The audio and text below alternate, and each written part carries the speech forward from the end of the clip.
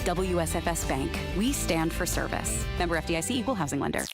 Headlines you can't get through your day without. On Power 101.7. All right, well, after a 2-week search at the site of the Tower South condominium collapse in Surfside, Florida, they didn't find any survivors in the rubble since the day of the disaster on June 24th. The effort has shifted from a rescue to recovery of remains at midnight last night.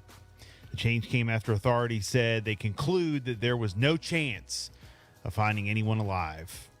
The mayor says, quote, "We have all asked God for a miracle, so the decision to transition from rescue to recovery is an extremely difficult one.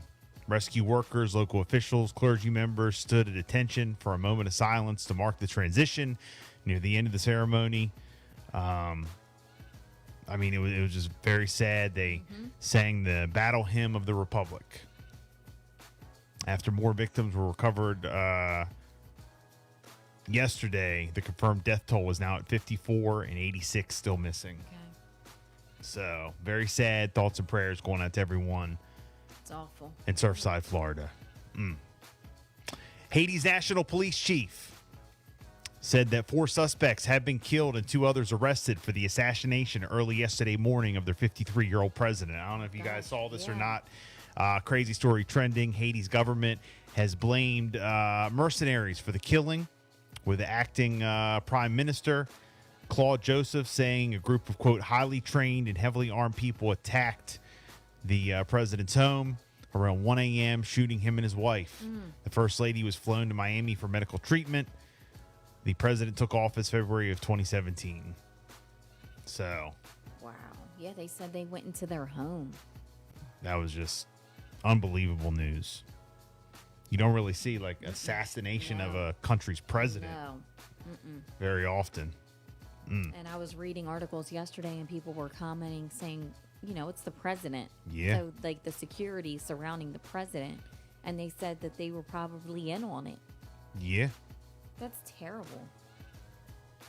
The global death toll from COVID-19 pandemic passed 4 million on Wednesday, a stark number that's actually widely believed to an undercount. AP notes it's about equal to the number of people fighting in all wars since 1982.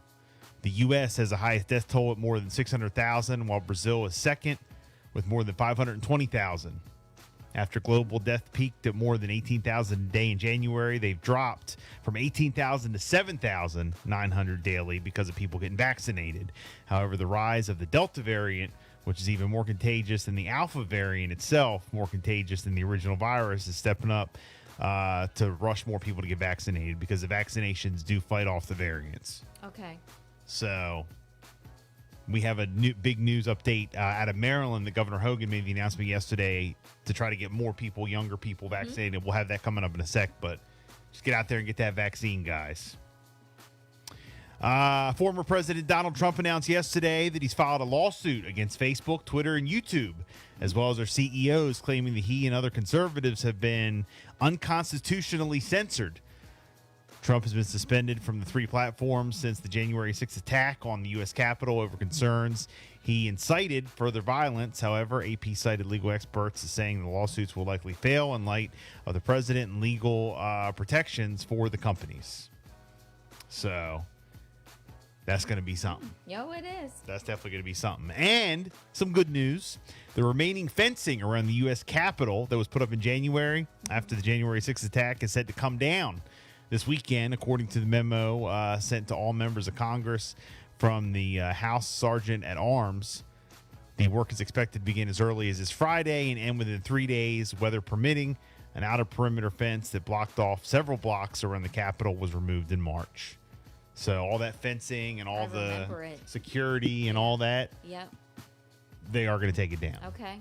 Okay. And by the way, yes, it is coming down. They're not in there blocking in the deep state to arrest the president and other elected officials. Stop it. Okay? That old conspiracy gag, okay, is not true. I just want to let you know. I know there's some conspiracy QAnon people listen. You know, they're locked in. That's actually a jail. They're going to arrest them. No, not happening. Okay? I just want to throw that out there. Mass arrests. No. Oh my gosh. That old fake gag. Interesting. Maybe the fences are to keep them locked in. The military's running things. All right, so no. the fencing is coming down. It's coming down. And President Biden will remain President Biden, okay? Our president, okay. All right. Okay? Thank you. All right, I just want to let you know. I know you might not have believed that, but... Thank you, Bill, for all of the information. All right, just want to let you know. Insight. A lot of local stories going on. Just what you got. All right, the Delaware State Police, they are investigating a crash between a vehicle and two juveniles on bicycles in Dewey Beach. We're told that the accident took place at around 9:45 p.m. on Tuesday on Coastal Highway southbound in the area of St. Louis Street. Preliminary investigation has now revealed that the bicyclists were trying to cross the highway when they traveled into the path of a Ford Explorer and was unable to hit, avoiding them. A 13-year-old girl, she was from Wilmington, not wearing a helmet and was taken to the hospital in critical condition. Another 14-year-old female from Hockessin was also reportedly not wearing a helmet and was taken to the hospital with minor injuries. The 70-year-old driver of the Ford Explorer was not injured, but anybody who may have witnessed the crash, they are asking to please call 302-703-3269. Also, Governor Larry Hogan has announced a college scholarship initiative for Marylanders ages 12 to 17 who get vaccinated against COVID-19. We are told that this is a partnership between the Maryland Health Department and the Maryland Higher Education Commission. Between July the 12th and September 5th, 2 winners will be selected each Monday by a random draw. On Labor Day, September the 6th, 4 winners will be chosen. Now, to be eligible, individuals must be between the ages of 12 and 17 and have provided a Maryland address at the time of the vaccination and received their vaccine in the state, not at a federal facility.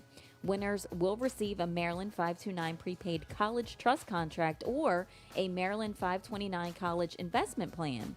If they choose to attend a private or at a school or at a state school, the scholarship can be transferred to the school of their choice. So if you want to find out more about the promotion, I'm actually going to put all this information on our website and just go there and check it out later on.